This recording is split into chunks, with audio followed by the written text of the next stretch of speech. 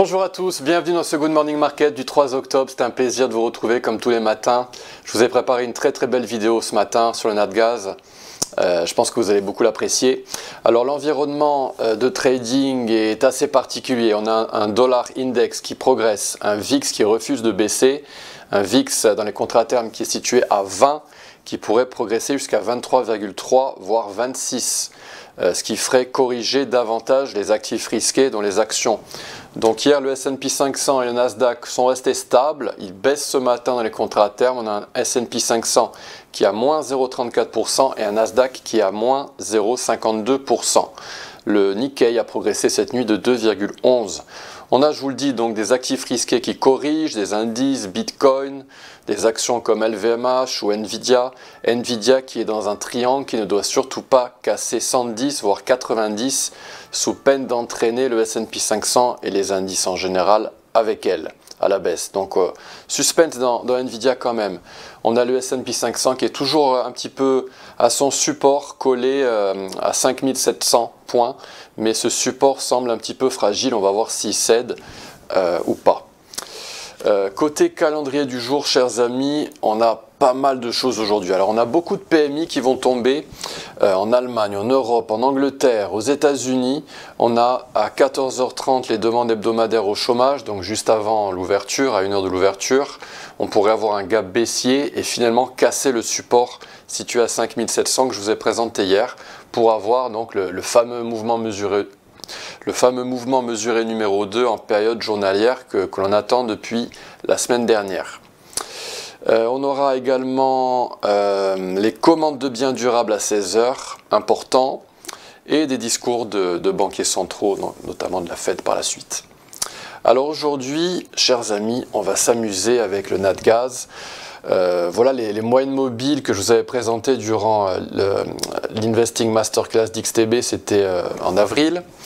Donc on a toujours ces mêmes moyennes mobiles réglées sur des nombres de Fibonacci 13, 21, 55 et 100 qui n'est pas un nombre de Fibonacci. Et donc actuellement le Natgaz est venu retoucher sa moyenne mobile rouge ici. Et après l'avoir effectué cette petite touche en mai dernier, les moyennes mobiles peuvent servir de résistance et dans ce cas-ci, la rouge sert de résistance. On avait croisé à la baisse fin d'année 2022 et là, ces moyennes mobiles violettes et vertes sont en train de remonter un petit peu, peut-être qu'elles vont rejoindre la bleue. Donc voilà, ça sous-entend que le Natgaz tergiverse un petit peu, on va voir ça plus en détail avec d'autres stratégies. Alors avec les vagues d'Elliott, je vous avais présenté un décompte vert, je crois que c'était en mai. Donc ce décompte vert était propre, une première vague à la baisse, une correction à la hausse pour la vague 2, 5 vagues magnifiques pour une très jolie impulse pour la vague 3, une belle impulse bien longue, bien étendue. Vague 3, une vague 4 éventuellement un petit peu bricolée en forme de running flat, et une vague 5 à la baisse. Par la suite, on pouvait s'attendre à une petite vague 4 au sein d'une impulse haussière sous forme de 1, 2, 3 et la vague 4, elle, n'est jamais venue. Donc on a un décompte haussier 4 qui est un petit peu en danger, même plus qu'un petit peu. Alternative à ce compte vert, ce compte rouge. 1, 2, on commence de la même façon, 1, 2, 3, 4, 5, parfait, la vague 3 est la même en rouge par rapport à la verte. Et là, on pourrait avoir un immense triangle pour une vague 4. Et vous savez que les triangles peuvent se trouver dans les vagues 4. Alors, je ne vous ai pas détaillé le décompte avec A, B, C, D, E, mais on serait en fait en train de terminer la vague E. Et généralement, la vague E n'est pas aussi longue, ne vient pas chercher autant la résistance. On sent que le Natgaz, il a envie de monter dans les périodes inférieures. Donc, avec les vagues d'Elliott, qui fonctionnent particulièrement bien dans les commodités, on pourrait avoir une vague 5 qui pourrait faire vraiment tomber les prix violemment. Donc, on va voir ce qui va se passer. Je vous le répète, les vagues d'Elliott sont une méthode d'analyse technique qui requiert l'œil humain. Les algos ne les utilisent pas. Et cette technique, cette méthode est particulièrement efficace dans les commodités. Et ici, on a une vague 4 qui est quand même assez assez disproportionné par rapport à la vague 2, donc peut-être qu'il faut laisser les vagues d'Elliott de côté, et si jamais on commence à percer ce triangle, eh bien les mettre de côté et utiliser d'autres stratégies. Il ne faut jamais dépendre d'une seule stratégie, ne jamais dépendre des vagues d'Elliott, mais les utiliser quand elles vous aident, et en général elles vous aident, notamment dans les commodités. Alors côté Fibonacci, voilà ce qu'on avait. On avait une structure qui avait débuté avec un mouvement mesuré baissier, avec une très belle opportunité de short le gold. Je retire 38% pour notre visibilité. Donc ici on avait méché la golden zone opposée à 8,16 et on s'était complètement écroulé dans le NatGaz. Par la suite, on a tradé une extension. Ici, on avait atteint le retracement des 50% et on était descendu. Donc l'extension était en train de parfaitement trader pendant des mois et des mois, mais on n'a pas atteint la cible à 1,12. Pardon, 1,12.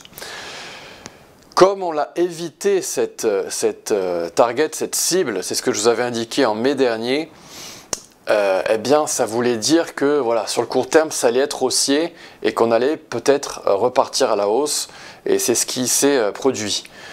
Quand on n'atteint pas une cible algo, eh bien quand on l'évite, c'est haussier sur l'échelle de temps plus court terme. La prochaine éventuellement zone de résistance, donc celle-ci reste intacte, hein. La résistance à 3,97, elle reste intacte dans le futur. Par contre, on pourra avoir également cette résistance-ci à 3,37 et 3,8. Donc on a une confluence d'algo éventuellement qui vont servir de résistance. On est évidemment en train de faire un triangle, c'est ce que je vous montre en daily, avec une bataille d'algo. Qu'est-ce qu'une bataille d'algo? Une bataille d'algo, c'est une bataille entre des algos qui short. Là, je manque avec la touche Shift. Une bataille d'algo, c'est une bataille entre des algos qui short avec une golden zone qui est percée. Donc les algos sont stop loss, mais c'est aussi une bataille parce que ceux qui sont longs sont également stop loss. Vous voyez qu'on va chercher les prix en dessous des golden zones, c'est là où les stop loss sont situés parmi les algo traders, et donc on va les chercher à la hausse comme à la baisse, et c'est ça qui donne cette forme de triangle dans le NatGaz en daily. Alors, on repasse aux vagues d'Elliott et cette fois-ci on va les utiliser en H4. Alors ici c'est un setup que je vous avais présenté en mai dernier qui a parfaitement fonctionné grâce à une combinaison de deux stratégies, Fibonacci et les vagues d'Elliott. Et on avait fait une performance assez spectaculaire. On avait progressé de 18% dans ce setup que je vous avais proposé en mai. Et voilà donc une très jolie impulse, 1, 2, 3, 4, 5, une vague 3 étendue, parfait, une vague 4 de la même ampleur que la vague 1, une vague 4 qui à l'époque était franche à la baisse, on dit qu'elle est sharp en anglais, et une vague 2 qui était stagnante, ça voulait dire qu'on avait la guideline de l'alternation était respectée. Donc voilà, tout était nickel, même la géométrie, tout était parfait. Et qu'est-ce qu'on a pour le NatGaz actuellement en H4? Eh bien, on a peut-être la même configuration qui va se reproduire. Vous savez que les instruments aiment bien reproduire des patterns et chaque instrument a sa propre personnalité. Les commodités aiment bien faire par exemple des vagues 5 étendues. Et pour ici, bon, on a une vague 3 étendue dans le NatGaz. Voilà, NatGaz a l'air de bien aimer reproduire les vagues d'Elliott et les patterns elliotistes et notamment les impulses. Alors, ici en H4, on va rester un petit peu longtemps parce qu'il y a beaucoup de choses à dire et vous allez voir que c'est vraiment de la haute précision, l'analyse technique. On a eu une vague 2 qui a été profonde, typique d'une vague 2, c'est classique. On est venu à la golden zone aux alentours des 2 $. Parfait, on a réagi à la hausse, on a bondi à partir de la golden zone, on a fait un triple bottom, un triple creux à partir de la golden zone, et là on a explosé à la hausse dans le NatGaz. On s'est fait une petite vague 2 en forme de flat, qui a retracé elle-même, je n'ai même pas regardé tout à l'heure, qui a retracé, parfait, Golden Zone, nickel. Donc on est venu pareil faire un double creux dans le NatGaz à la Golden Zone, donc une deuxième fois. Et généralement, quand on a une pattern qui se respecte, quand une vague 2 à un degré inférieur à la vague 2 précédente effectue le même type de pattern, le même type de retracement, etc., eh bien c'est positif. Ça veut dire qu'on est sur le bon chemin sur le plan héliotiste.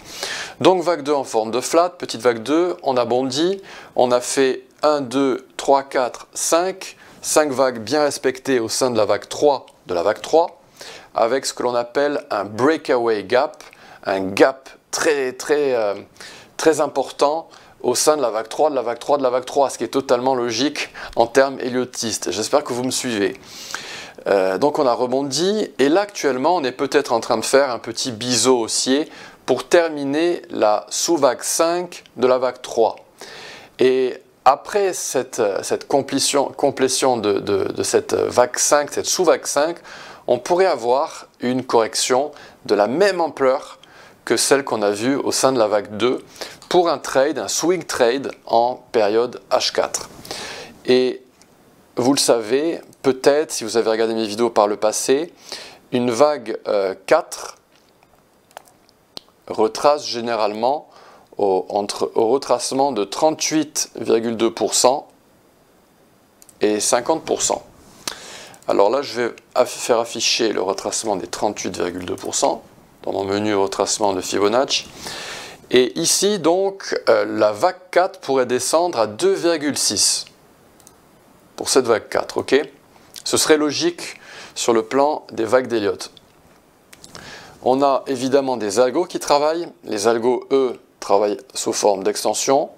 Et eux pourraient avoir leur premier support à 2,7. Le plus bas étant à 2,56. Donc j'ai cette boîte verte qui est confluente entre des supports de Fibonacci algo et un support de Fibonacci qui lui est plus héliotiste. Donc on a une boîte verte comprise entre 2,73 et 2,5. 2,73, 2,5 pour le creux éventuel d'une vague 4. Si jamais on continuait de grimper dans le NatGaz, il faudrait effectuer nos ancrages au niveau supérieur, là où le top est effectué. On a de la géométrie. On lit le top de la vague 1 jusqu'à ce top de la vague 3 de degré inférieur pour l'instant, pour avoir un support géométrique. Et puis par la suite, eh bien, normalement, on devrait avoir une vague 5. Si jamais on swing correctement, on devrait avoir une vague 5 de la même ampleur que la vague 1 précédente. Donc voilà, les vagues d'Elliott combinées à d'autres stratégies peuvent être très puissantes. Moi personnellement, je les utilise beaucoup, notamment dans les commodités. Je vous conseille de le faire aussi. Qu'est-ce que je pouvais vous dire d'autre sur ce graphique? Voilà, on va rester simple, je vais en rester là. Si jamais on reviendra sur le NatGaz en H4 dans les semaines qui viennent. On a en H1 d'autres trades qui se forment. Donc ici, je suis revenu avec des bougies traditionnelles, mais pour afficher le graphique ici avec ces barres, vous allez ici, vous cliquez sur OHLC et vous avez ce graphique. Si jamais vous voulez revenir au chandelier, vous cliquez au chandelier. Les vagues d'Elliott sont plus perceptibles quand vous cliquez sur le mode barre, quand vous êtes en mode barre. Par contre, pour les algos, c'est important de voir les mèches, donc on retourne en mode chandelier. Et donc en H1, forcément, hein, on atteint une résistance géométrique de Fibonacci, on a la totale quasiment. Hein, donc on a une très très forte confluence de résistance. Mais pour ceux d'entre vous qui veulent continuer de trader en H1, eh bien voilà un setup que je vous propose. Donc auparavant, les algos ont tradé ici. Cette extension Golden Zone, ont tradé cette extension au retracement des 38%. On va vous mettre ça en plein écran, ouais, super. 38%, on a frôlé la cible. Alors regardez dans d'autres instruments que celui sur Xstation, peut-être qu'on l'a touché, hein, peut-être qu'on a atteint la valeur 3 dans d'autres instruments, surveillez bien ça. Il est possible qu'on continue de grimper et qu'on aille la chercher, et puis par la suite, on aura une autre extension. Donc si jamais on avait un top ici, le prochain support de Fibonacci est à 2,78 et le plus bas à 2,65. Et les stop loss évidemment en dessous de la golden zone, ça c'est un setup pour les plus expérimentés d'entre vous. Prochaine zone de support, c'est en H4. Et vous pouvez le retrouver évidemment en H1. Donc on a aussi voilà, les algos ils travaillent partout. En H1, on a ce petit algo qui a travaillé, qui est venu chercher le retracement des 50% et qui a tapé la target et on a la réaction à la baisse immédiatement. Donc le prochain setup pour les bullish d'entre vous, c'est évidemment celui-là, avec un retracement ici, dans cette zone. Je ne vous ai pas indiqué la boîte verte. Voilà, chers amis, beaucoup d'algo, beaucoup d'analyses techniques ce matin, mais voilà, c'est passionnant quand on combine Evag d'Elliott et Fibonacci et la géométrie. Ça nous fait un petit melting pot d'analyse technique. Si vous avez aimé cette vidéo, merci de la liker, merci de la partager avec des amis, merci de nous suivre sur cette chaîne YouTube. N'hésitez pas à me suivre également sur mes comptes, mes réseaux sociaux, sur Insta, sur LinkedIn ou sur Facebook. Vous pouvez me trouver sous le nom de Antoine XTB. Et je vous souhaite une très très belle journée. N'oubliez pas également de vous inscrire à Parlons Investissement la semaine prochaine. Vous trouverez le lien un petit peu partout, notamment sur la chaîne YouTube. À bientôt chers amis, bonne journée, au revoir.